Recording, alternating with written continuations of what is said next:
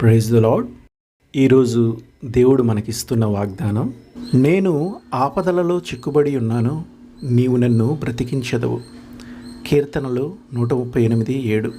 Hebrew భాషలో ఈ మాటలు ఎలా ఉన్నాయంటే, ఆపదల మధ్యలోకి వెళ్ళినప్పటికీ మన కష్టకాలంలో దేవుడికి మనం మొర్రపెట్టాము, విడిపిస్తానన్న ఆయన మాటను బట్టి ఆయన్ని అడిగాము.